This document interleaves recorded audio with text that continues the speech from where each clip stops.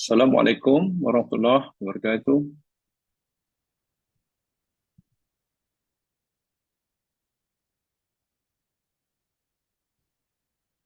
Baik.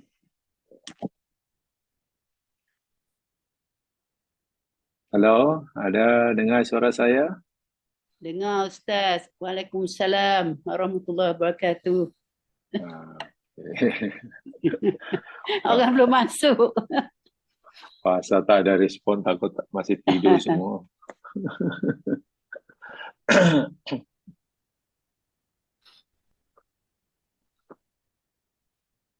Ramai dah masuk ni Ustaz. Jaga. Masuk.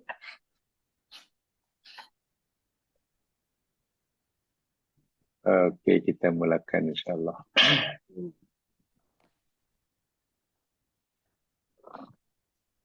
Bismillahirrahmanirrahim.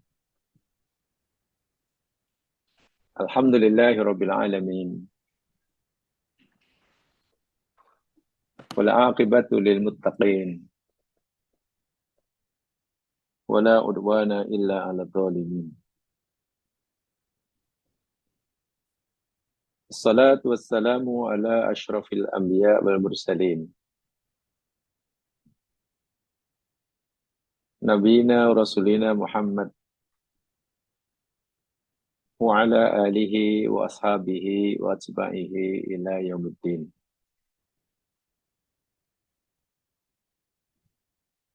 Raditu billahi rabba wa bil islami dina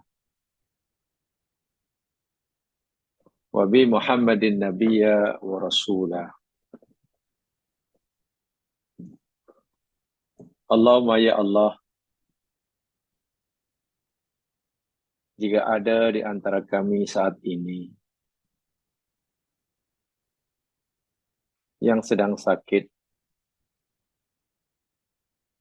maka berilah dia kesembuhan dan kesehatan yang berpanjangan. Jika ada di antara kami saat ini yang sedang empunya hajat, kabulkanlah hajatnya. Jika ada di antara kita saat ini yang sedang ditimpa musibah, berilah ia kesabaran menghadapinya, dan angkatlah ya Allah dengan seberapa segera musibah yang menimpanya. Gantikanlah ya Allah kesedihan hidupnya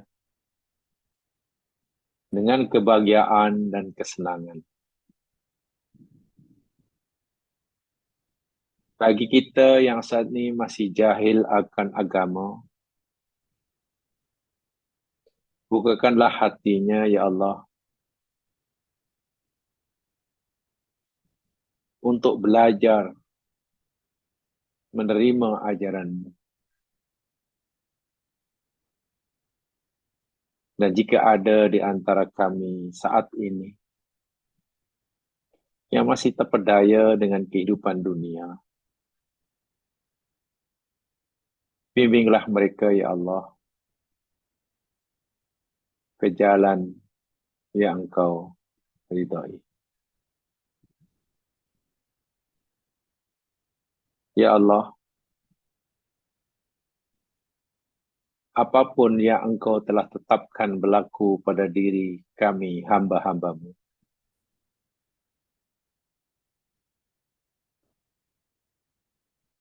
berilah kami keridhaan-Mu.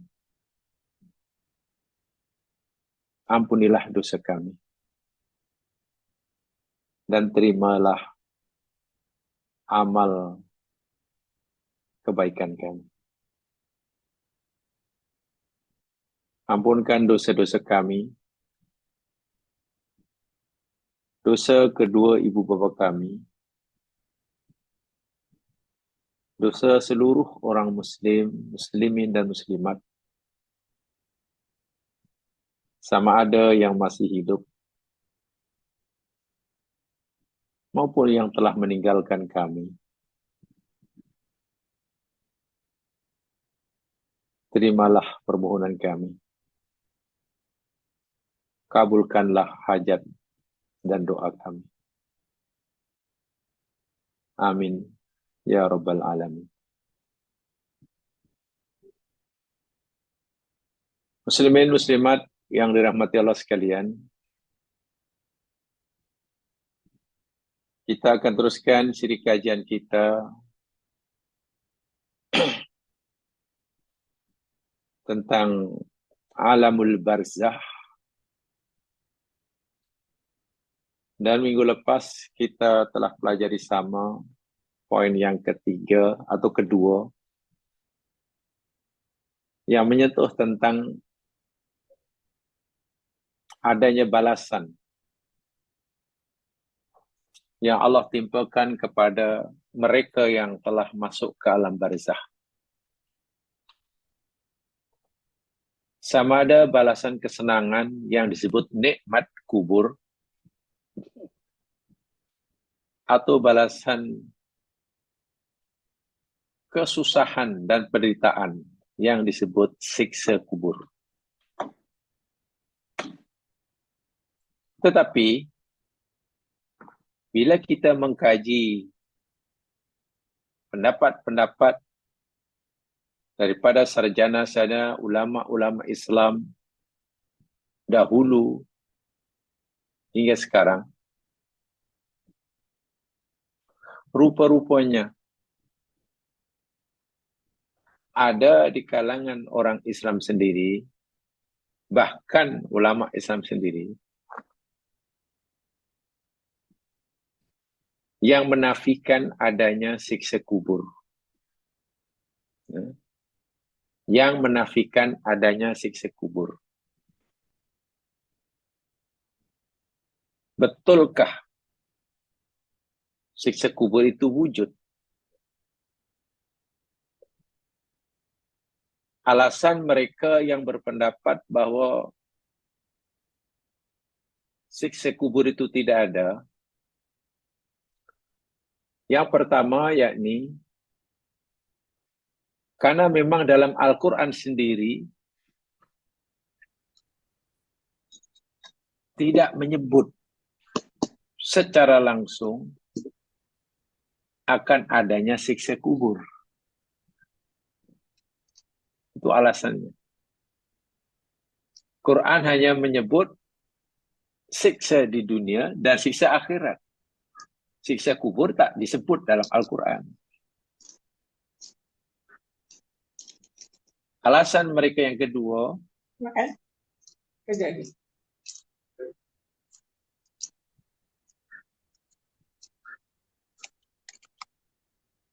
alasan kedua mereka, bagaimana siksa kubur ada? Sedangkan orang itu disiksa, diberi balasan itu setelah diadakan hisab. Sedangkan di alam kubur ini belum didirikan hisab. Bila hisab belum ada, macam mana sudah ada balasan? Kata mereka. Sebab itulah, sengaja saya sampaikan ada nota tambahan ini untuk memperjelas masalah ini dan seterusnya memperkuat pegangan kita, pahaman kita tentang adanya siksa kubur. Jadi mudah-mudahan jamaah telah mendapatkan nota tambahan yang baru.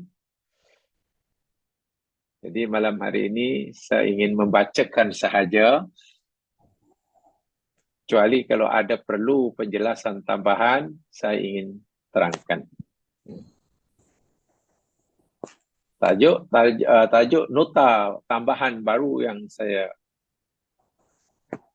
berikan itu, wujudkah azab kubur? Itu tajuknya. Kenapa saya sampaikan ini? Karena tadi saya sampaikan ada di kalangan ulama Islam sendiri yang menafikan adanya siksa kubur dengan beberapa alasan. Pertama, katanya alasannya Quran tidak menyebutkan. Yang kedua, bagaimana ada siksa sedangkan hisab belum didirikan, belum diadakan. Amalan belum dikira, macam mana sudah ada balasan? Nah, betulkah pendapat seperti itu? Mari kita coba uraikan masalah ini. Jadi lihat saja notanya, saya ingin membacakan sahaja. Wujudkah azab kubur? Jadi itu pertanyaan, bentuk pertanyaan. Sebenarnya secara nas memang tidak terdapat di dalam Al-Quran. Ini masalahnya. Secara nas, dari segi nas, kita tidak akan jumpai ayat dalam Al-Quran yang secara tegas menyatakan adanya siksa kubur. Inilah kemudian menimbulkan perbezaan pendapat di kalangan ulama. Walaupun majoriti ulama meyakini adanya siksa kubur. Tapi ada juga pendapat sebaliknya. Karena itu tadi, secara nas, dari segi nas tidak ada ayat yang menyebutkan adanya siksa kubur. Tetapi dari segi dalalahnya, nah ini, kalau kita bicara ada tak nas yang secara terang dan nyata menunjukkan ada siksa kubur? Tidak ada. Tapi bagi yang belajar ilmu usul fiqh, dari segi dalalahnya ada. Masa adakah ayat Quran yang kandungan isinya menunjukkan adanya siksa kubur? Yang kandungannya, maksudnya, itu ada. Banyak yang menunjukkan ada siksa kubur. Dan ini dikuatkan dengan tafsiran para ulama dan ahli tafsir. Nah, berikut inilah dalil-dalil yang menyokong, mendukung, menjadi alasan bagi kita tentunya, karena kita ikut jumhur ulama, meyakini ada siksa kubur. Dalalah sesuatu yang ditunjuk oleh ayat ini. Dilalahnya, bukan teksnya, tapi dalalahnya. Pertama, firman Allah Subhanahu wa taala dalam surah Ghafir ayat 45 dan 46. Ini yang pertama. Dalil bahwa ayat yang menunjukkan bahwa siksa kubur itu ada. Ayatnya berbunyi, A'udzubillahi minasyaitonirrajim. Fawaqahu Allahu sayyi'ati ma makaru wa haqa bi ali fir'auna su'ul 'adzab. An-naru yu'raduna 'alaiha huduwwan wa 'ashiyya. Wa yawma taqumus sa'atu adkhilu ala fir'auna ashaddal 'adzab. Surah Ghafir ayat 45 dan 46. Maksudnya, dan Fir'aun bersama-sama kaumnya ditimpa azab siksa yang seburuk-buruknya.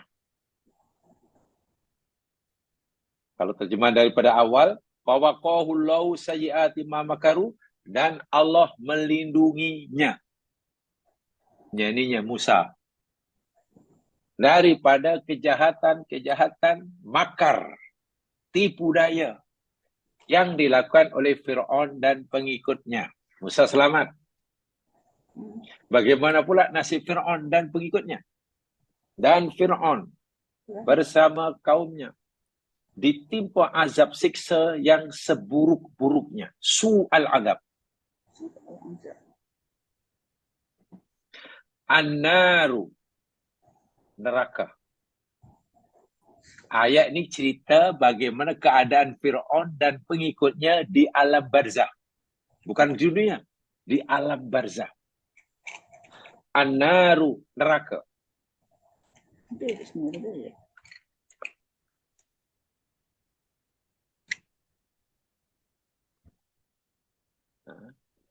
An-naru yu'raduna 'alaiha huduwa wa 'ashiyah. Mereka Fir'aun dan pengikutnya didedahkan, dihadapkan kepada bahang api neraka pada waktu pagi dan waktu petang, semasa mereka berada di alam barzah. Jelas ya? Fir'aun dan pengikutnya yang sekarang berada di alam barzah, Allah kata pagi petang mereka sentiasa dihadapkan, diperlihatkan pada mereka neraka. Ya, neraka. Dan itu siksa. Betul mereka belum masuk neraka. Betul. Karena masih di alam barzah. Tapi setiap pagi, petang, siang, malam, sentiasa diperlihatkan tuh tempat kamu nanti. Ya mas sekalian, bila seseorang sudah diberitahukan, ditunjukkan tempat tinggal yang akan didiami pada masa hadapan, dan tempat itu namanya neraka, agak-agak jiwanya tenang atau tersiksa? Tersiksa. Dan inilah nama siksa kubur. Ada. Nanti wa yauma taqumus saah, dan pada hari bila telah berlaku kiamat, mereka dipindahkan ke alam akhirat. Allah berfirman pada para malaikatnya, adkhilu ala fir'auna asyaddal azab. Wahai para malaikatku, campakkan dan masukkanlah Fir'aun dan pengikut-pengikutnya itu ke dalam azab siksa api neraka yang seberat-beratnya. Nah, di akhirat baru dihuban dalam neraka. Di alam barzah mereka sudah diperlihatkan, menunjukkan bahwa siksa kubur itu ada. Kalaupun ada perbezaan, jadi ayat ini dengan jelas, siksa kubur ada. Sepatutnya yang mereka persiskan yakni ini. Kalaulah mereka tersiksa karena melihat neraka, lalu apa yang tersiksa? Badannya kah atau jiwanya? Kan gitu pertanyaannya. Sehingga ada yang berpendapat, oh yang disiksa atau yang dapat nikmat kubur itu, ada yang kata hanya jiwanya saja. Sebab badannya sudah hancur. Itu pendapat ni. Sebab ayatnya kata diperlihatkan, belum dihuban dalam neraka. Mana jiwa yang tersiksa? Dan pendapat yang lain pula, tak.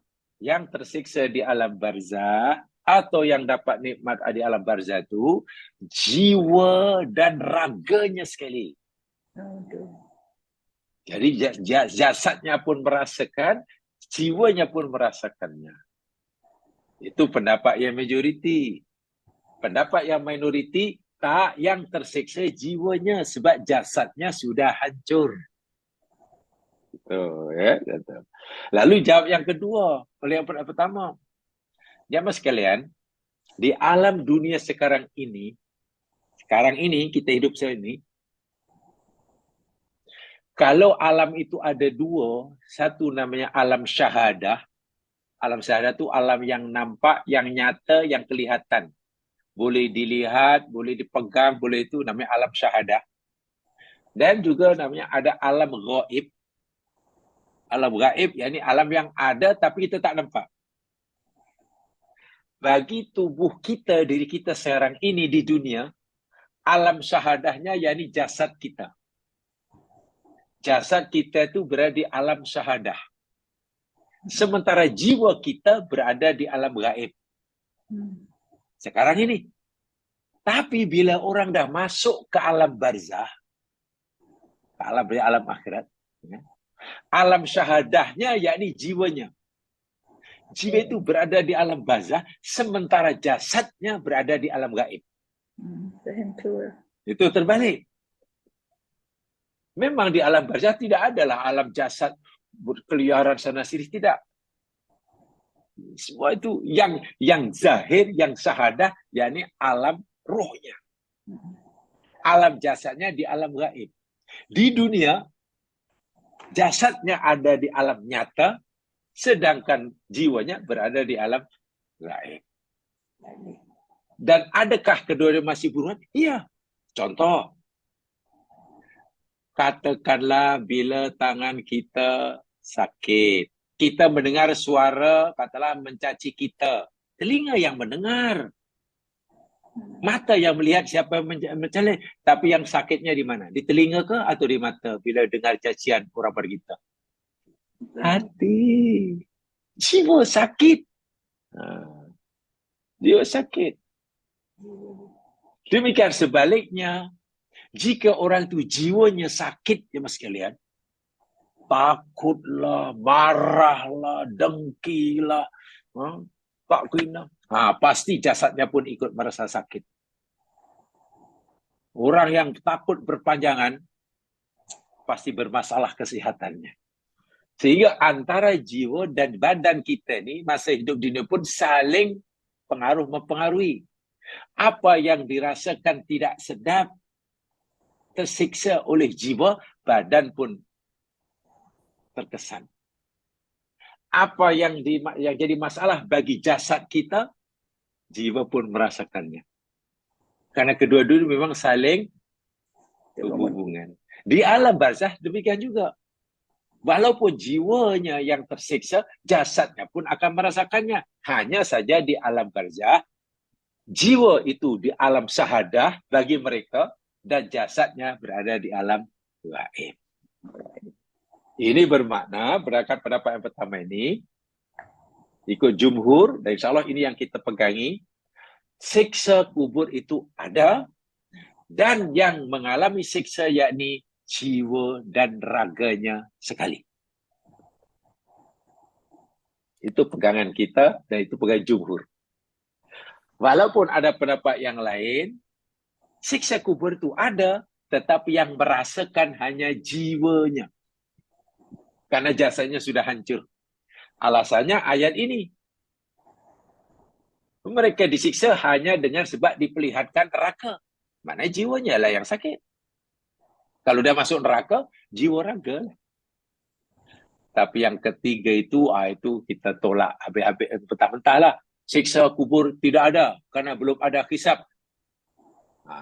Dan karena Quran tidak ada satu ayat pun yang menyatakan dengan nyata. Itu kita tak boleh menerimanya lah. Tak boleh menerima. Syed Qutb berkata, kita teruskan penjelasannya. Syed Qutb berkata,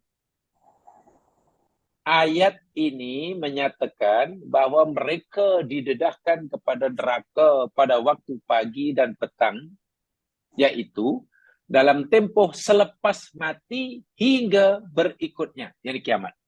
Maksudnya selama mana mereka sentiasa diperlihatkan tempatnya di neraka nanti. Bermula daripada ia masuk ke alam barzah hingga bangkit di alam akhirat. Ya, selama ia berada di alam barzah lah. Mungkin azab ini ialah azab kubur.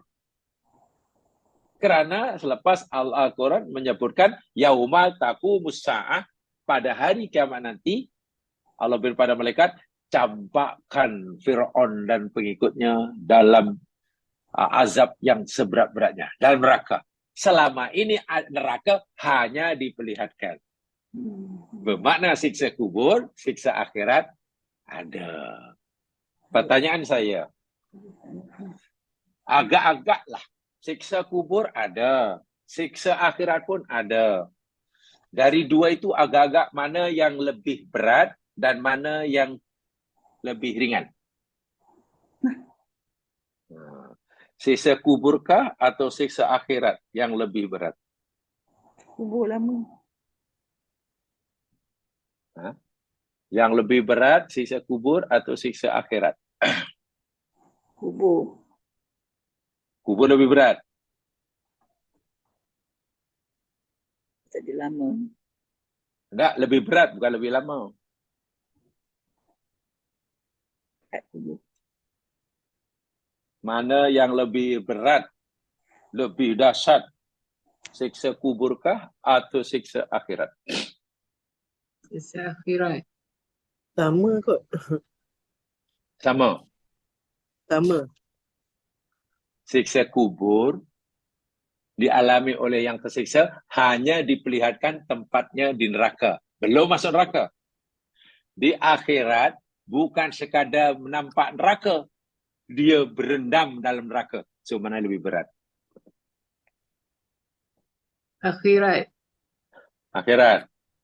Nah, sekarang saya tunjukkan ayatnya ya. Untuk jawapan itu betul atau tidak, tengok ayatnya. Ayat ini seringkali disalah artikan. Lihat surah Yasin, ayat 52. Coba.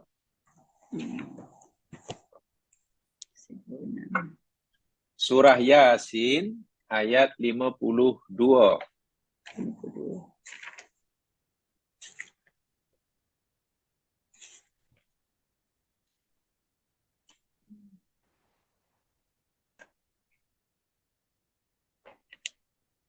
A'udzu billahi minasyaitonir rajim. Qalu ya wailana man ba'athana min marqadina hadza ma wa'ada ar-rahman wa sadaqal mursalun. Qalu, berkatalah orang-orang kafir. Orang-orang kafir berkata, ya wailana, aduhai celakalah diri ini, celakalah kami. Dia mencelakakan diri sendiri. Aduhai celakalah kami. Man, siapakah ba'athana yang membangkitkan kami min daripada marqadina, tidur panjang kami. Nanti bila sudah tiba masa hari kebangkitan, pindah daripada alam barzah ke alam akhirat, orang-orang kafir akan berkata, apa kata mereka? Celakalah kami. Siapalah yang membangkitkan kami, mengejutkan kami daripada tidur panjang kami ni?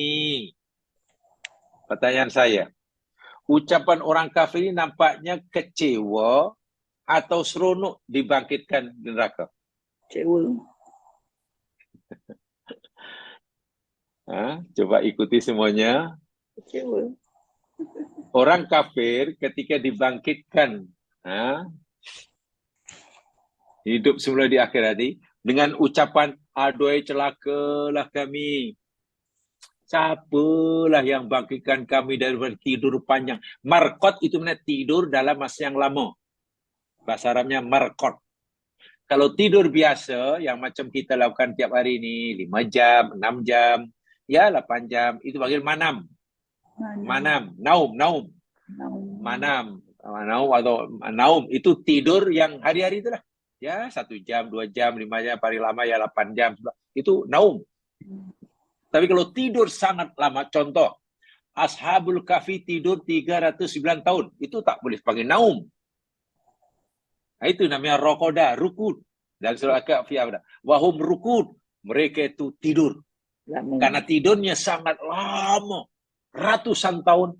Bahkan kalau dalam kubur, maknanya mungkin jutaan, bilion tahun, panggil marqad atau rukud. Baik.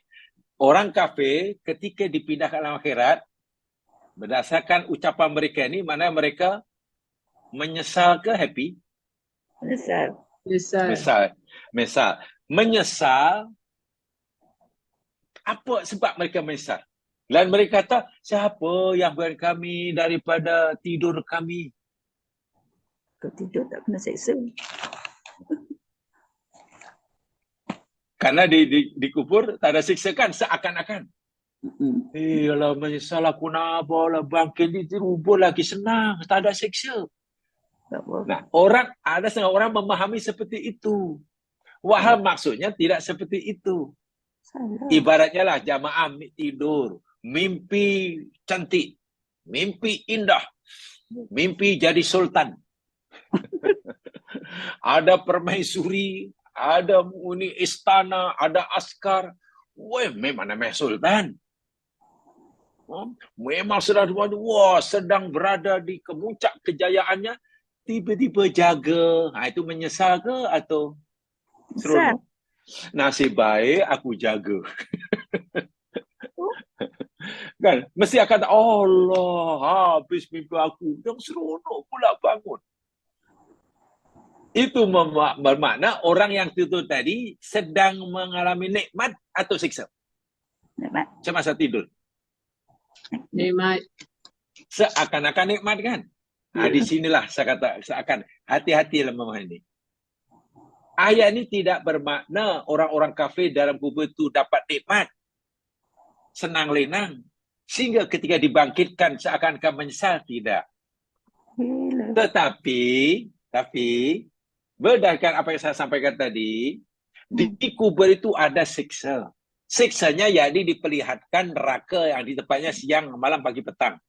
Itu siksa tu. Di akhirat bukan hanya melihat neraka, tapi Masukkan. umpan dalam neraka. Jadi mereka menyesal tu, kalau dalam bahasa mudah, kalaulah aku disuruh memilih duduk di kubur ke atau bagi di akhirat. Kami nak di kubur, lama-lama tak apa.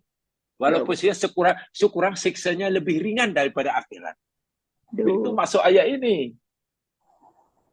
Jadi orang kafir itu sebetulnya tersiksa di kubur. Tetapi mereka, bahasa mudahnya lah, kalau disuruh memilih lah, lebih suka, lebih rela disiksa di kubur daripada di akhirat. Karena di akhirat lebih berat. Sebab itu ayat yang kita bacakan tadi, surah Ghafir tadi, di kubur mereka hanya diperlihatkan neraka. Tu neraka, kamu akan masuk. Ya ketakutanlah, memang tersiksa sungguh. Tapi relatif ringan. Bila dibandingkan nanti di akhirat, mereka bukan hanya melihat neraka, tapi berkubang dalam neraka. Bukan misalnya. Jadi jangan, ayat ini seringkali difahami itu. Ini ayat menunjukkan bahwa kubur tak ada siksa. Buktinya orang kafir menyesal. Masa itu mana mereka di kubur dapat nikmat. Saya itu ketika masa menikmati nikmat kubur itu dah habis, mereka menyesal. Kalau boleh lama-lama lagi bagus. Memanglah kalau boleh mereka lama-lama di kubur. Bukan bermakna mereka itu dapat nikmat. Mereka tetap bersiksa, tapi siksa kubur relatif lebih ringan berbanding siksa akhirat. Boleh difahami di situ? Boleh. Boleh ya? Nah, itu maksudnya. Jadi jangan salah, jangan tafsirkan itu. Ini kata saya. Baik, saya baca berikutnya, ulasan berikutnya. Ayat di atas menerangkan tentang azab sebelum hari kiamat. Ya. Diperlihatkan neraka semasa di alam barzakh ribuan tahun itu dah azab dah. Sebelum azab ini, yaitu satu azab yang amat dahsyat. Betul, dahsyat juga. Tapi masih akan lebih dahsyat siksa di akhir nanti. Mereka didedahkan pada api neraka waktu pagi, waktu petang.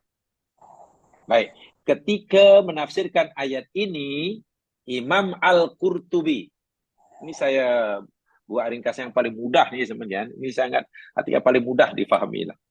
Imam Al-Qurtubi mengatakan bahwa Mujahid, Imam Ikrimah, Imam Muqatil, Muhammad bin Ka'ab, kesemua mereka itu mengatakan ayat ini membuktikan wujudnya azab kubur di alam dunia, di alam antara dunia dan akhirat lebih tepatnya. Dan itu keyakinan kita. Jadi kalau secara mudah tentang siksa kubur ini ada 3 pendapat itulah. Untuk kesimpulan awal, pendapat pertama menafikan ada siksa kubur sama sekali. Alasannya Di dalam Al-Quran tidak ayat yang secara nyata, secara tegas dan jelas menunjukkan ada siksa kubur. Alasan kedua, bagaimana mungkin ada siksa? Hisab pun belum ada. Siksa itu balasan baru ada selepas hisab. Pendapat yang kedua, siksa kubur itu ada. Tapi yang tersiksa jiwanya. Karena jasad itu badannya sudah hancur. Pendapat yang ketiga, dan ini insyaAllah yang kita pegangi. Karena lebih kuat dalilnya dan pemahaman terhadap dalil. Siksa kubur itu ada. Dan yang merasainya jiwa dan raga. Hanya saya di alam kubur, jiwa itu berada di alam syahadah bagi mereka, sementara jasadnya berada di alam gaib bagi orang ahli kubur ya. Karena sudah hancur. Baik. Punya alam kubur. Malahan di dalam kitab Takmilatu Adyail Bayan. Ada kitab namanya Takmilatu Adwail Bayan. Yang dikarang oleh Syekh Atiyah Salim.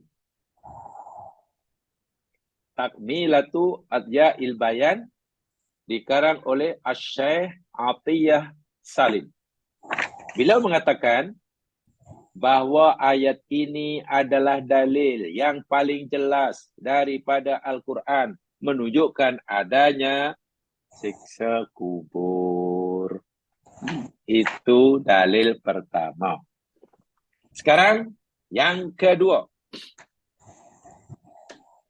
Dalil kedua. Firman Allah dalam surah Ibrahim. Ayat 27. A'udzu billahi minasy syaithanir rajim. Yuthabbitullahu alladhina amanu bil qawli tsabiti fil hayatid dunya wa fil akhirah. Wa yudhillullahu adh-dhalimin wa yaf'alullahu ma yasha'. Maksudnya, Allah menetapkan pendirian orang-orang yang beriman dengan kalimah yang teguh dalam kehidupan dunia dan akhirat. Allah akan terus-menerus menetapkan pendirian orang yang beriman dengan ucapan yang teguh. Maksudnya, kalau sampai yang ini la ilaha illallah. Di dunia orang mukmin ini berpegang pada kalimah la ilaha illallah. Di dunia. Nanti di alam barzah pun tetap pegang la ilaha illallah. Itu pendiriannya. Di akhirat pun tetap yang pendirian itu. Fil hayati dunya wa fil akhirah. Wa yudhillullahu adh-dhalimin, dan Allah menyesatkan orang-orang yang zalim. Wa yaf'alullahu ma yasha', dan Allah melakukan apa saja yang Dia kehendaki. Apa dilalah, apa dalalah, apa yang ditunjuk, apa yang dimaksud oleh ayat ini. Baik. Ibnu Katsir, seorang tokoh mufassir yang punya nama besar dalam dunia tafsir, ketika menafsirkan ayat ini menyebut hadis riwayat Ahmad bin Hanbal, di mana Rasulullah SAW bersabda, mohonlah perlindungan kepada Allah dari siksa kubur. Di dalam tafsir Ibnu Katsir, ketika Ibnu Katsir menafsirkan ayat yang ke-27 surah Ibrahim itu, mencantumkan riwayat daripada Ahmad bin Hanbal, baginda bersabda, yakni ista'idu billah min adzabil qabr. Itu bahasa Arabnya. Maknanya, Wahai kamu sekalian, mohonlah perlindungan kepada Allah dari siksa kubur. Aduh. Kalau jika Nabi suruh kita memohon perlindungan pada Allah dari siksa kubur, maknanya siksa kubur itu ada. Kalau siksa kubur itu tidak ada, buat apa kita mohon perlindungan? Kan begitu logiknya. Contoh, Allah suruh kita baca Qul A'udzu billahi minasyaitonir rajim. Aku berlindung dengan Allah daripada syaitan yang direjam. Kalau kita disuruh baca seperti itu, lalu orang beritahu kita, wahai kamu sekalian, syaitan tu tak wujud. Syaitan tak wujud. Buat apalah kamu takut? Bolehkah akal sihat kita menerima? Allah suruh kita berlindung dengannya dari syaitan. Tapi dikata syaitan tak ada. Macam mana? Bila Allah suruh kita berlindung kepadanya daripada syaitan, syaitan tu mana dah ada. Itulah. Bukan akan ada, bukan tidak ada. Kan begitu. Jadi bila Nabi kata, Nabi suruh berlindunglah kamu dengan Allah daripada siksa kubur. Makna siksa kubur itu ada. Kalau tidak ada, Nabi pasti tak suruh kita berlindung. Sia-sia kita mohon perlindungan pada Allah dari benda yang tak wujud. Itu kata Ibnu Katsir dan tasnya mencantumkan riwayat itu. So, jelas itu ya. Jelas itu. Ali As-Sabuni. Ini juga seorang ulama tafsir. Beliau ada mengarang namanya tafsir Ahkam. Ayat-ayat hukum ditafsirkan oleh beliau. Dalam kitabnya, nama kitab tafsir Ali As-Sabuni, yakni Safwatut Tafasir. Nama kitab tafsirnya. Safwatut Tafasir.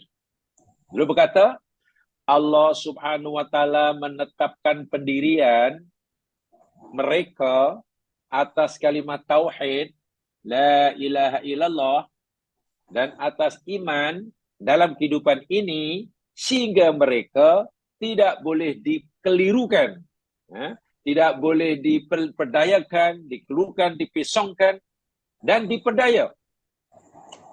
Manakala di akhirat Allah menetapkan mereka ketika disoal oleh malaikat di alam kubur.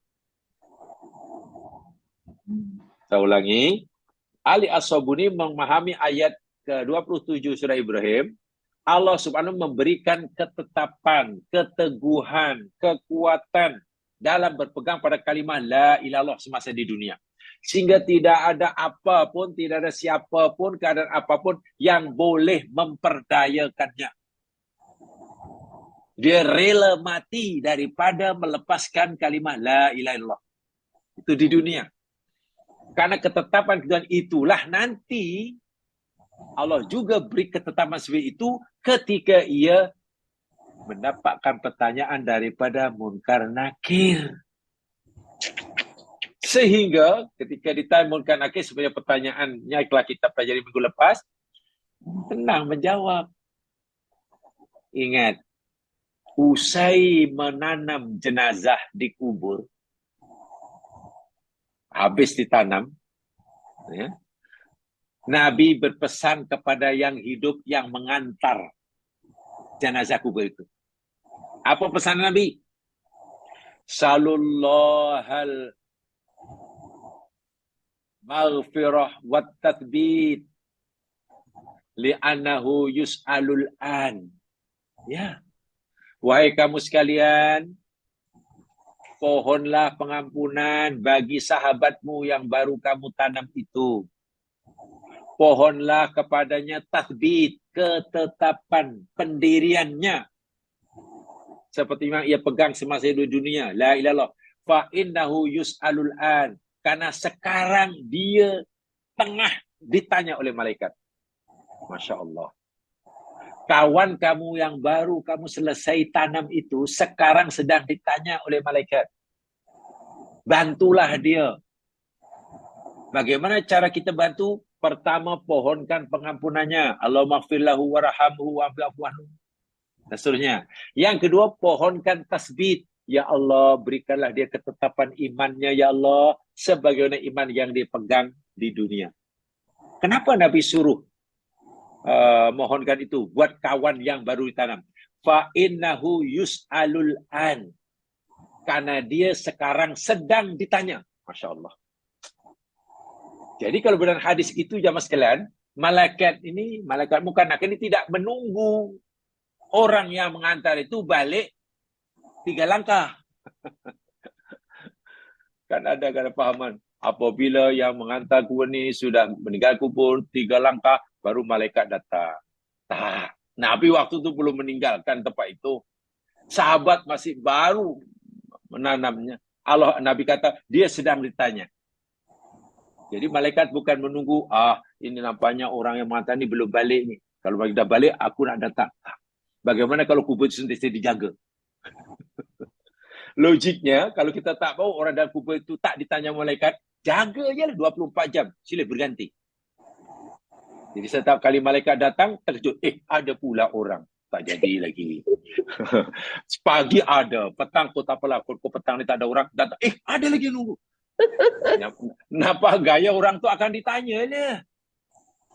Tapi Nabi tak kata begitu.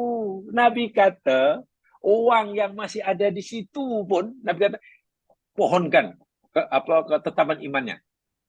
Yus'alul an. Dia sekarang tengah ditanya. Tengok tu. Tak menunggu. Tapi kita ni pelik.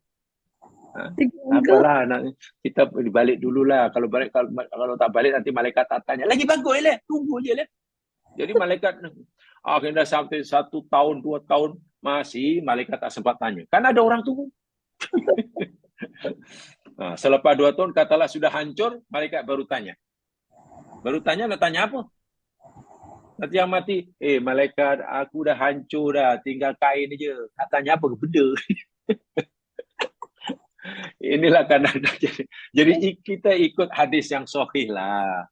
Ikut hadis yang sahih. Tuh maksudnya. Jadi bila Nabi suruh kita memohon pengampunan, memohonkan kekuatan imannya bagi orang yang baru kita tanam, maknanya di alam kubur itu ada fitnah. Itu mana? Fitnatul qabr.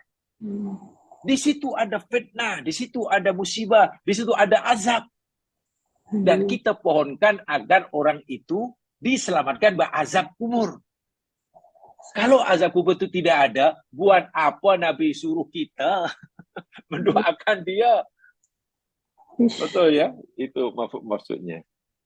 Baik, sekarang penjelasannya lebih luas begini. Abu Lais As-Samarqandi. Ini seorang ulama tafsir juga jemaah sekalian. Namanya Abu Lais gelarannya. Dia yakni kelahiran atau warga negara Samarkand. Sebab itu dibilang ada nama As-Samarqandi. Itu karena dia orang Samarkand. Kalau dia orang Malaysia ya Abu Lais Al-Malizi. Tapi nampaknya bukan orang Malaysia. Samarqandi. Dan nampaknya bukan orang Banjar. Soal rupanya masih Abu Lais Al-Banjari. Abu Lais Al-Jawi. Itu orang Jawa lah. Abu Lais Al-Biroki. Itu orang Perak lah tu. Ini orang Samarkand. Rahimahullah dalam kitab beliau. Nama kitab beliau Tambihul Ghafilin. Terkenal kitab itu. Kita tu bagus untuk dibaca. Walaupun namanya manusia. Ya boleh jadilah ada kesilapan. Sehingga isi kandungan Tambihul Ghafilin tidak semua ulama setuju. Itu biasalah. Daripada alif hingga ya takkan semua disepakati, tak semua ditolak. Tapi jangan hanya karena ada 1-2 benda dalam kitab itu kita mungkin tak setuju atau kita tidak begitu lalu kita tolak semua, tidak mungkin. Tapi kitab itu walaupun bagaimana bagus. Tambihul Ghafilin. Saya ingat sudah ada terjemahan Melayu itu. Beliau berkata ini, ketetapan itu terjadi dalam 3 masa. Ingat ya, ketetapan ini dalam bahasa Arabnya tadi sudah ada dalam ayat Ibrahim tadi, al-qaulu tsabit. Yang kata Nabi namanya tasbit. Yakni berpegang dengan kalimat yang kuat, berpegang teguh. Namanya tasbit, ketetapan.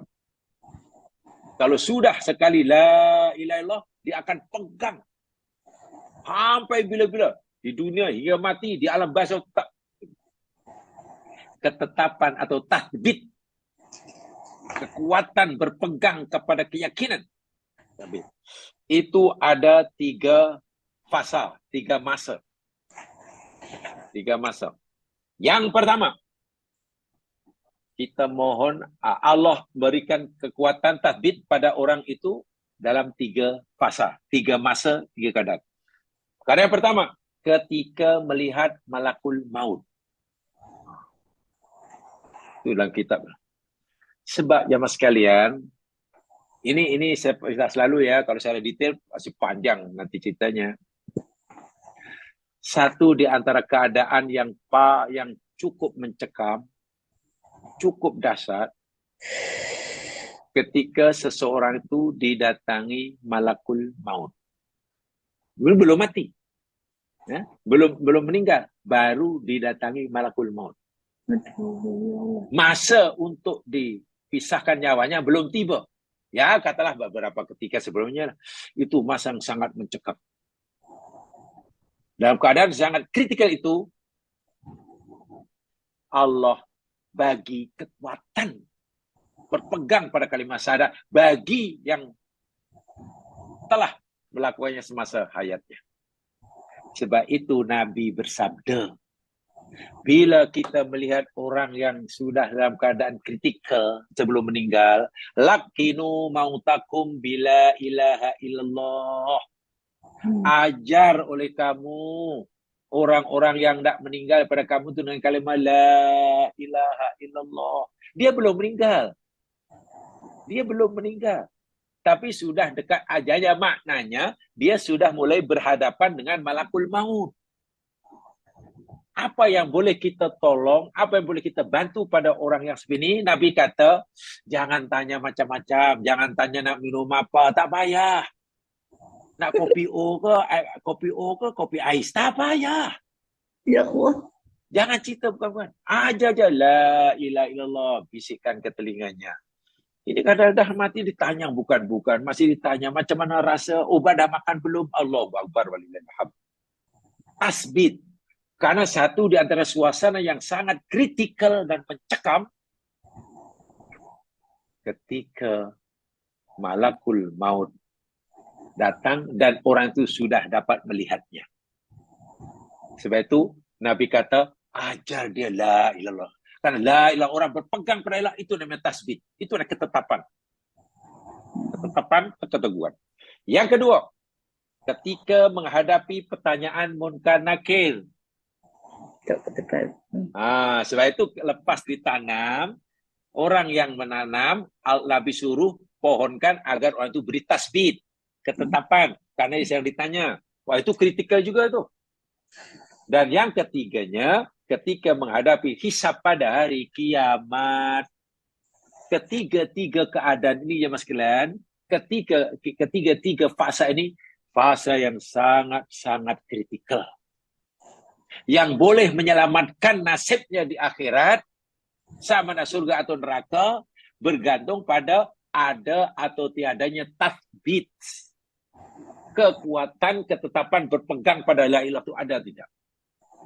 Sebab itu kalau orang sudah berpegang dengan kalimat la ilaha di masa hidupnya dan tidak mau melepaskannya dengan apa aja risiko yang akan dihadapinya, ya kita hanya boleh membantunya.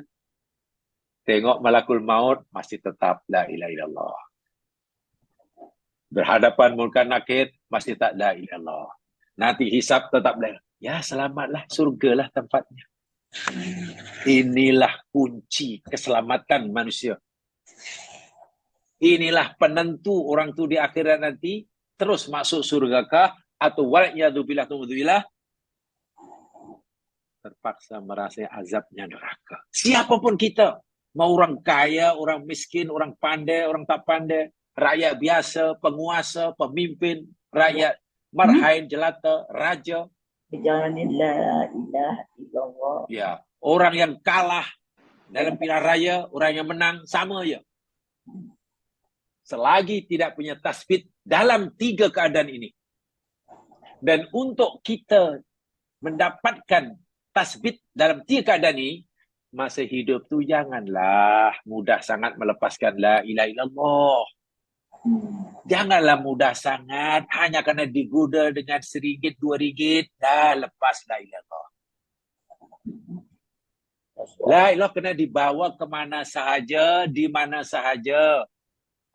Bila kita seorang pegawai, katakanlah, yang signature kita masih laku, pergi ke office, bawa itu la ilaha illallah. Kalau kita bawa la ilaha, nanti ada orang datang merayu kita, bujuk kita, kita pasti tolak. Cik, tolonglah cik, ini cik, tolong luluskan ni cik. Kalau cik dapat luluskan ni, saya berjanji, saya nak bagi cik 10%-nya. Karena kita ada la ilaha illallah, tolak. Bagus. Tolak. Rasul Tapi kata, coba kalau pergi ke office, signature lah masih laku, la ilaha illallah tidak dibawa ke office tapi tertinggal di laci di rumah. La ilaha illallah tertinggal dalam laci di rumah, jangankan digoda dengan 10%. Mungkin tengok RM1,000 pun dah gelap mata dia. Wah, ya tu billah. ya Allah itu aku. Orang yang ada kuasa, katalah wakil rakyat, berkepada la ilaha illallah. Kawasan dia dapat bantuan berapa dari atas? Oh, kawasan dia kata ni dapat peruntukan katalah 10 juta. 10 juta untuk bangun kawasan dia. Tapi kerajaan pusat bagi 10 juta tu 2 kali. Mula-mula dibagi 6 juta. Okey, turun. Kali kedua bagi 4 juta.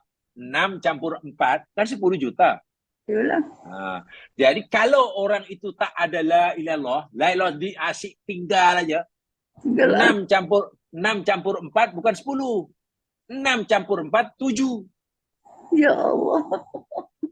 Kalau ditanya berapa bantuan daripada ni 10, ini hanya 7 ni. Sebab tu hari tu 6, 4, cuma 10, 37. Mana yang 3? 3 masuk kocek lah. Ya Allah. Itu kerana tak ada la ilaha illallah. Itulah. Jadi macam mana nak punya keberanian menghadapi malakul maut? Macam mana nak punya keberanian menghadapi munkar nakir? Ya Macam Allah. mana dia tak kecut apabila dihisap? La ilaha asyik ditinggal. Ya hanya rayuan yang sedikit sanggup. Allah Akbar. Ini pentingnya berpegang kepada la ilaha illallah. Ini pentingnya berpegang pada iyyaka na'budu wa iyyaka nasta'in. Ini mustahaknya membuktikan kejujuran kita mengucapkan inna solati wa nusuki wa mahyaya wa mamati lillah rabbil alamin. Bukan hanya godaan yang sedikit lagi Allah dah. Dan ciri khas akhir zaman tu mudah macam ni lah je, mudah melayang. Iya karena boleh karena isi sudah entah ke mana. Wahai itu diucapkan setiap hari. Inna solati wa nusuki tiap hari. La ilallah jangan tanyalah. Wirid la ilah bukan main panjang. Laju pula. Bahkan wiridnya pun ada gear 1 sampai gear 7. Gear 7 slow lah. Masuk gear 7. Tapi tengok, nanti kalau diperdayakan, tergoda, macam tergoda atau tidak? Ini masih. Jadi kesimpulannya, kita mesti punya keberanian dan tidak ada kalau bahasa Al-Quran la khaufun alaihim walahum yahzanun. Tak ada takut, tak ada sedih ketika pertama melihat malaikat maut yang nak mencabut nyawanya. Langsung tak gentar. Yang kedua tak takut, tak sedih ketika berhadapan munkar nakir. Ketiga tak takut, tak sedih ketika menghadapi hisab di akhirat. Itu orang yang benar-benar akan berjaya masuk. Tak kira orang kampung atau orang bandar, miskin atau lelaki atau perempuan. Tak jadi masalah. Puncak kejadian di sini. Dan memang semakin tidak mudah ya berjuang pada ini. Apalagi akhir zaman ini. Allahu Akbar. Susah sikit pun dah. Sakit sekejap pun dah. Susah kerana bukan mengadu pada Allah. Rugi banyak bukan dari Allah. Jumpa bomoh. Macam mana? Tak tahan sakit, tak susu, jumpa bomoh. Bomoh siap. Bomoh siam pula tu. Allahu Akbar. Satu ya. So ada 3. ingat betul-betul 3 keadaan yang sangat-sangat kritikal, sangat-sangat dahsyat, sangat-sangat menakutkan. Dan kita perlu tasbit. Kita perlu ketetapan hati, keteguhan berpegang pada la ilaha illallah. 3 ini tolong diingat betul. Ini kata Abu Lais As-Samarqandi dalam kitab Tabyiul Ghafilin. Ya. Nah, kemudian apakah yang diberi kitab itu? Begini. Ketetapan ketika melihat malakul maut berdasarkan pada 3 perkara. Ini uraian dia. Ya. Pertama tadi ketetapan hati pegang la ilaha semasa melihat malakul maut. Apakah ketetapan yang perlu ada dimiliki oleh kita semasa melihat malakul maut? Ada 3 perkara. Pertama, terpelihara daripada kekufuran. Allah. Mendapat taufik dan istiqamah di atas tauhid. Sehingga keluarnya roh dalam keadaan Islam dan iman. Ingat dalam Al-Quran ada satu kisah. Bagaimana seorang pendeta, seorang rabi pada zaman Musa, alimnya luar biasa, abidnya luar biasa, doanya makbul, tapi matinya su'ul khotimah karena terbelaya oleh setan. Wa'iyadzubillah. Di hujung hayatnya lenyap imannya. Sebab itu ketetapan yang dimaksudkan, mohon ketetapan ketika melihat malakul maut itu, yakni terpelihara di kekufuran. Hingga saat-saat akhir, ketika berada malakul pun langsung tidak melakukan kekufuran, syirik, sentiasa mendapat taufik dari Allah dan istiqomah dalam tauhid. Sehingga matinya mati Islam, mati iman. Begini jamaah sekalian, satu di antara pesanan Rasulullah, satu di antara wasiat Rasulullah, sebelum baginda wafat. Banyak wasiatnya. Satu di antara wasiatnya yakni alaikum bi husnudhanni billah. Alaikum bi husnudhanni billah. Hendaklah kamu sentiasalah berbaik sangka kepada Allah. Itu pesanan, itu wasiat Nabi itu. Dalam keadaan apapun, jangan sekali-kali kita ini berburuk sangka kepada Allah. Kadang baru susah sedikit, kemudian berusaha, tapi nampak macam tak mengubah keadaan. Akhirnya dia sudah mulai bercuriga pada Allah. Macam mana Allah ni? Katanya Allah ni pengasih, penyayang. Katanya Allah ni maha mendengar doa. Dia pernah berkata, suruh kita doa dan dia akan kabulkan. Aku dah doa lama, panjang-panjang, dah lama pula. Sudah ikhtiar, tapi macam tak ada tanda-tanda. Macam mana ni Allah ni? Maknanya kita sudah kurang keyakinan kita kepada Allah. Kita sudah ada tanda-tanda su'udzon kepada Allah. Ini bahaya. Sangat bahaya. Sehingga dalam keadaan apapun kita hidup di dunia ini, sesusah apapun, seperit apapun, tugas kita hanya satu, tetap berada di jalan Allah. Itu saja. Jangan sampai kita yang sebenarnya telah berada di jalan Allah hanya kerana kesusahan yang tak terperikan. Tiba-tiba hati kita sudah mulai lari. Sudah mulai kurang percaya kepada keadilan Allah. Sudah mulai kurang percaya kepada kekuasaan Allah. Begitu hati sudah mulai kurang percaya, dalam bahasa mudahnya, mulai su'udzon pada Allah, habisnya masalah. Tasbit kita habis. Waliyadzubillah. Kalau orang ketika malakul maut mencabut nyawanya, hatinya pula sudah mulai berburuk sangka pada Allah. Wa'iyadzubillah ya. Allah ajauh dan Allah jangan kita. kematian orang itu dalam keadaan su'ul khotimah. Wa'iyadzubillah. Sebab itu husnudzan kepada Allah tu hendaklah ditanamkan betul-betul dalam kan apapun. Minta maaf walaupun katalah kita ni susah tak pernah senang. Miskin tak pernah kaya. Sakit tak pernah sembuh. Rugi tak pernah untung. Ya Allah. Dan kerana apapun Semua. kita tidak boleh suudzon pada Allah. Kewajiban kita hanya satu. Memastikan yang kita tetap berada di jalannya. Itu saja. Kalau kita itu yang kita pegang, ya nanti cuba malakul maut, senyum aja lah.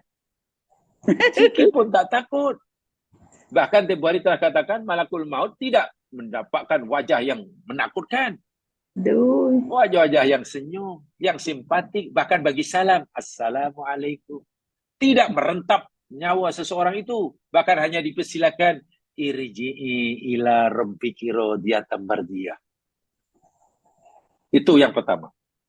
Yang kedua, terpelihara ketika melihat malakul maut, yakni diberi keselamatan oleh malaikat dengan mendapatkan rahmat. Di dalam Al-Quran jemaah sekalian, orang yang bertuah, tanda orang yang bertuah, tanda orang yang husnul khotimah, tanda orang yang nasibnya nanti di alam barzah senang, berada taman surga, di akhirat pun senang, masuk surga. Ada tandanya. Tandanya ketika malakul maut datang hendak memisahkan dirinya, nyawanya dari jasadnya, malaikat ini bagi salam kepada orang itu. Yang tahu yang punya diri lah, yang jaga kanan kiri tak tahu lah. Yang jaga kanan kiri tak tahu. Lihat ayatnya. Ini orang yang paling bertuah. Firman Allah Subhanahu wa taala di dalam surah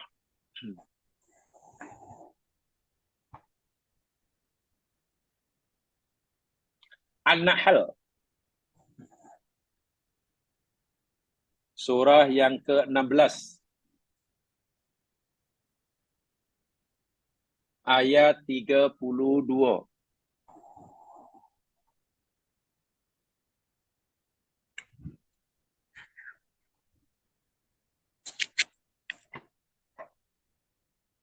Surah 16 ayat 32.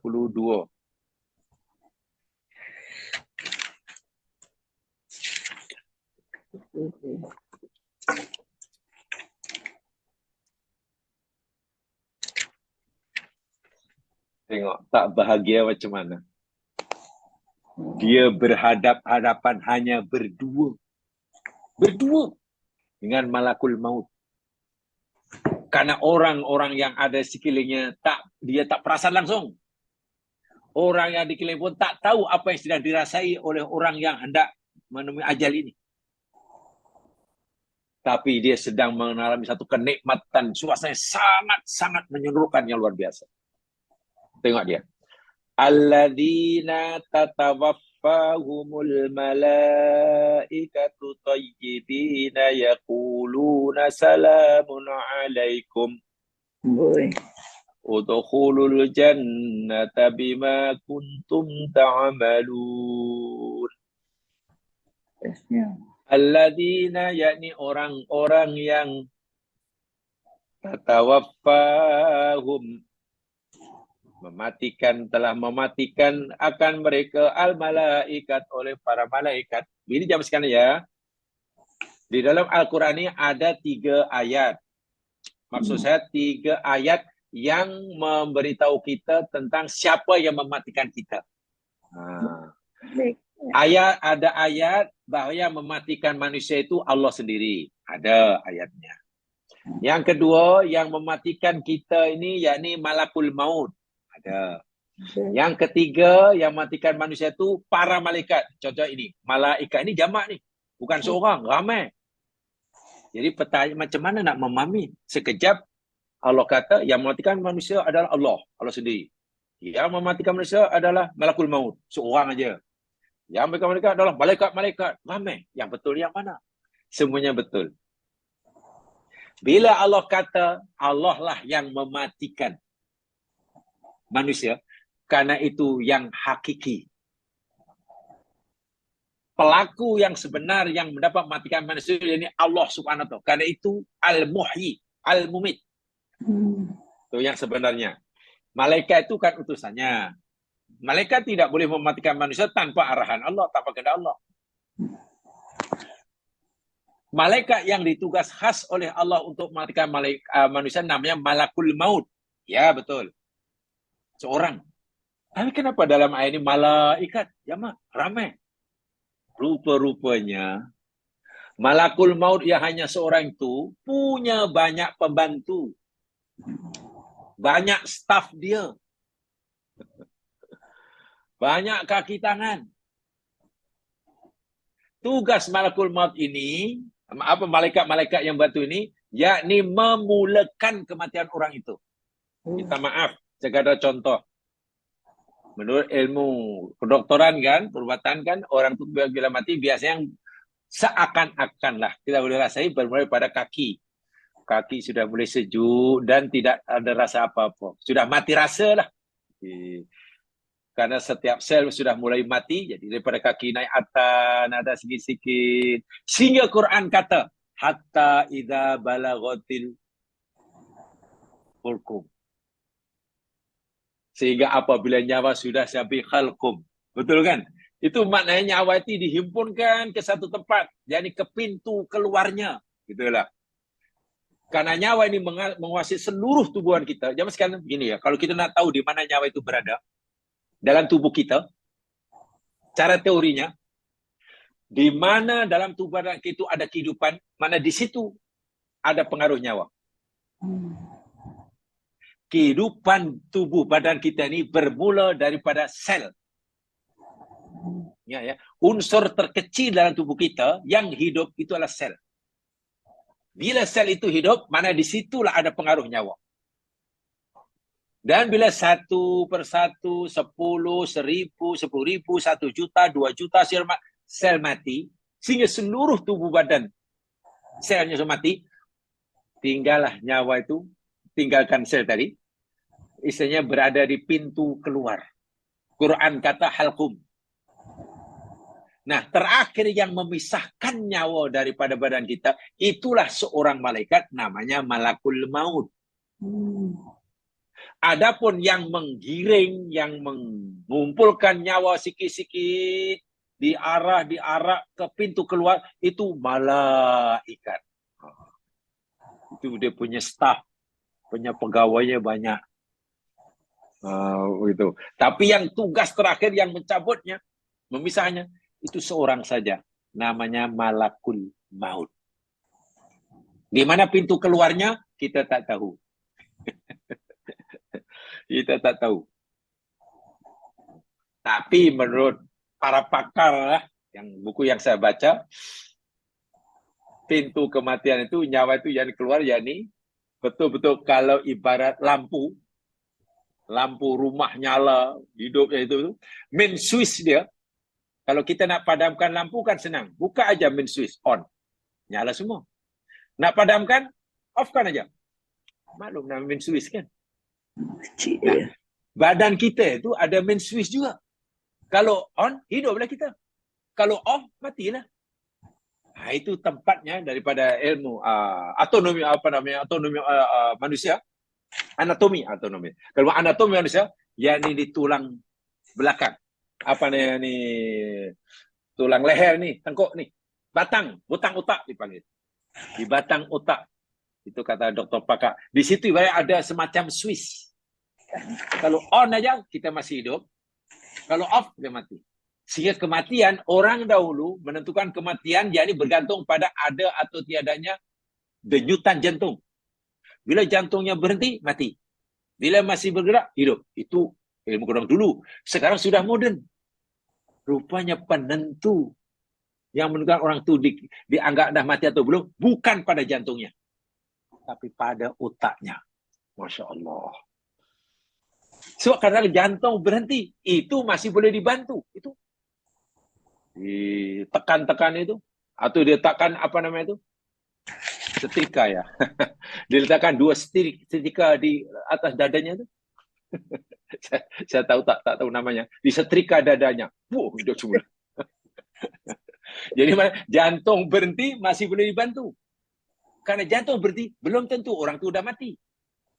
Rupanya menurut ilmu kedokteran moden, berkajian berdasarkan apa namanya anatomi manusia, nih di batang otak di atas kepala ini bersambung dengan tulang belakang. Di batang otaknya yang paling atas itu ibaratnya disitulah ibaratnya ada main switch dia. On off. Kalau situ sudah off, mana otak sudah collapse, matilah dia. Nah, itu kerja malakul maut yang terakhir. Macam itu. Dan waktu itu malaikat pembantu relax lah, dah habis kerja dia. Tapi tengok, apabila ketika orang-orang didatangi oleh malakul maut, yang waktu itu dikerahkan dahulu pembantu-bantunya, jumpa orang ini. Orang ini macam mana? Tayyibin, orang yang baik. Hidupnya baik, la ilallahnya baik, istiqomahnya baik. Apa yang dikatakan pembantu malakul maut jumpa orang yang nak dimatikan ni? Yaqulun, mereka kata salamun alaikum. Masya Allah. Bila malaikat yang ditugas oleh Allah untuk mematikan manusia pun ucapkan salam. Salam itu adalah nama Allah. Kalau dalam bahasa mudah Allah kirim salam pada orang ini melalui malaikat. Mulia tak mulia orang seperti ini.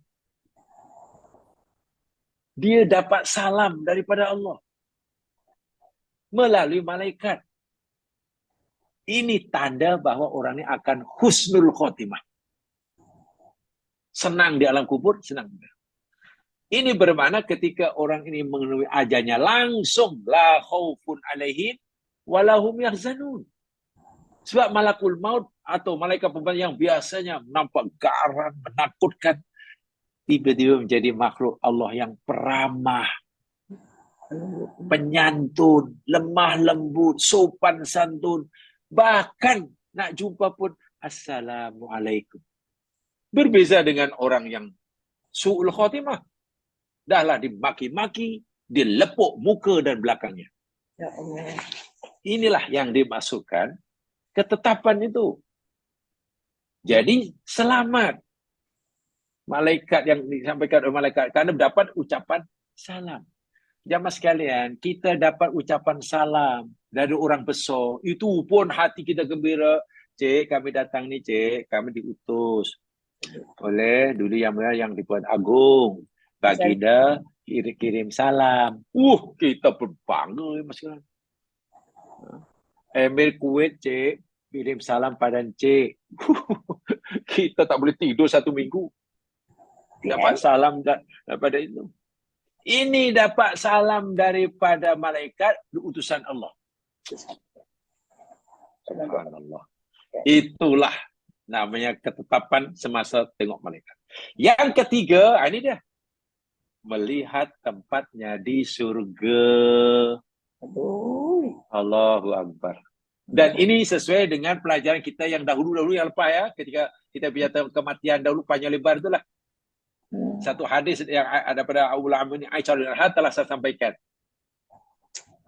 Yakni Nabi bersabda, "Man ahabba liqa Allah, ahabballahu liqa'ah." Siapa yang suka nak jumpa Allah, Allah pun suka nak jumpa dia. Dan siapa yang tak suka jumpa Allah, Allah pun tak suka jumpa dia. Lalu Ummul Mukminin Aisyah radhiyallahu anha bertanya, "Ya Rasul, macam mana kita suka jumpa Allah kalau mati? Semua kita ni takut mati. Macam mana suka mati pula?" Maksudnya, wahai Aisyah, orang-orang mukmin yang husnul khotimah semasa temui oleh malakul maut, ketika nyawanya nak dipisahkan, Allah Subhanahu wa taala telah tunjukkan tempat-tempat yang akan dilaluinya, yang akan didamai di alam barzah dan di akhirat. Sudah ditunjukkan. Nanti di alam kubur kamu di sini dapat ini, dapat ini. Jadi seronok melihat ganjaran yang Allah sediakan. Karena seronok melihat, dia ingin cepat-cepat mati. ingin cepat-cepat pindah ke alam barzah. Ini orang yang baik. Adapun orang-orang yang su'ul khotimah, yang kafir, semasa malaikat nak pisahkan nyawanya, Allah perlihatkan siksa-siksa, azab-azab yang akan menimpanya, yang akan diterimanya di alam barzah, akhirat. Sehingga dia takut tak mati. Bahkan merayu pada Allah agar dipanjangkan umurnya lah, minta sesaat lah, minta itulah. Karena takut melihat sesuatu yang diperlihatkan oleh di hadapannya. Sementara orang yang husnul khotimah, yang tandanya malaikat baca salam tadi lah. Oh, segala kenikmatan yang ada ni. Jadi macam mana orang nak takut mati? Jadi pindah ke alam barzah, pastilah. Wih, lagi cepat, lagi bagus. Sebab daripada di dunia susah, tu tengok. Nikmat ini, nikmat ni. Itu maksud Nabi, siapa yang suka jumpa Allah, Allah suka jumpa dia. Jadi, salah satu di antaranya, diperlihatkan tempatnya. Di alam barzah, inilah tempat kamu. Inilah nikmat yang kamu akan dapat. Nanti di akhirat, inilah tempatmu. Inilah surga. Ya, siapa yang tak mau pergi? Sebab itu tempoh hari saya katakan, ramai sahabat-sahabat Nabi, Masya Allah, menghadapi kematian sungguh gembira. Happy. Walaupun yang hidup menangis. Karena tahu, telah diperlihatkan pada mereka tempat yang akan didiaminya di sana. Di mana jauh lebih sempurna, lebih indah, lebih cantik. Paham ya? Itu tasbih. Jadi betul-betul lah jemaah sekalian. Benarlah bila Nabi dalam dakwah awal Nabi ketika di Makkah, jumpa orang, Nabi kata, Qul la ilaha illallah tummastaqim tuflihu. Katakanlah la ilaha illallah, kemudian istiqomah, pegang betul-betul, tuflih, pasti kamu akan berjaya. Itu saja syaratnya. Begitu kamu mengucap la ilaha illallah, kemudian kamu istiqomah dengan la ilah, bawa kemana-mana, di rumah ke, cuti ke luar negeri ke, berniaga ke office ke, kemana, bawa itu la ilah. Jadi hidup kita di kawasan itu. Tuflih, pasti kamu akan berjaya. Itu namanya tasbih. Kamu akan mendapatkan keteguhan, ketaatan, bebas daripada rasa takut, bebas daripada kesedihan dalam 3 keadaan.